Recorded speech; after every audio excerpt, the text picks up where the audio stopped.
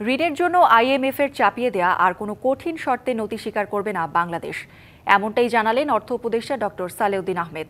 আর অর্থ সচিব জানিয়েছেন, রপ্তানি উন্নয়ন তহবিল বা ইডিএফ ফান্ডের জন্য আলাদা তহবিল গঠনে $50 কোটি সহায়তা দেবে বিশ্বব্যাংকের সহযোগী সংস্থা মিগা।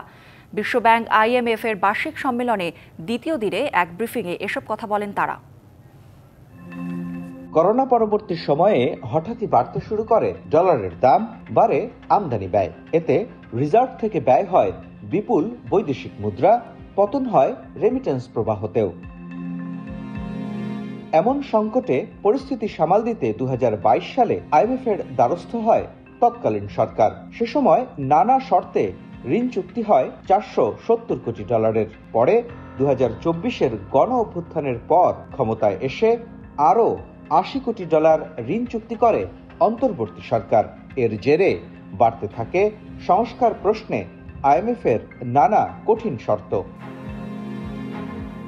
কিন্তু এখন পরিস্থিতি বদলেছে, স্বস্তি ফিরতে শুরু করেছে অর্থনীতিতে। আর তাই ঋণের বাকি অর্থ পেতে আইএমএফ এর চাপিয়ে দেয়া কোনো কঠিন শর্ত মানতে নারাজ বাংলাদেশ।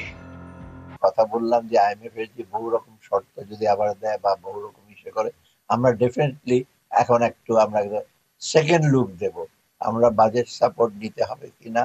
আমরা আইএমএফ এর বিভিন্ন শর্তে, যেটা আমাদের জন্য খুব ফ্রেন্ডলি না, ডেফিনেটলি আমরা দিয়ে যাব।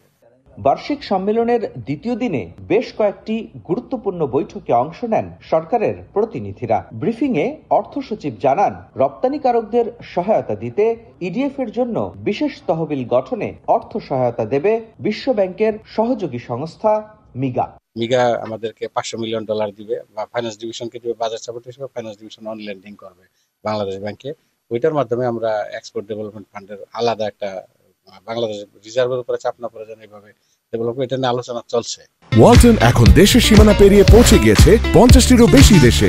ওয়ালটন, ঘরে ঘরে বিশ্বজুড়ে। গবেষণা ও উদ্ভাবনে কিভাবে বিভিন্ন দেশের সঙ্গে পারস্পরিক সহযোগিতা বাড়ানো যায় সে বিষয়েও আলোচনা হয় বৈঠকে।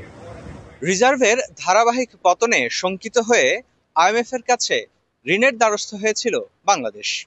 আর সেই সুযোগে সংস্কারের প্রশ্নে বাংলাদেশের উপর নানা শর্ত চাপিয়ে দেয় সংস্থাটি।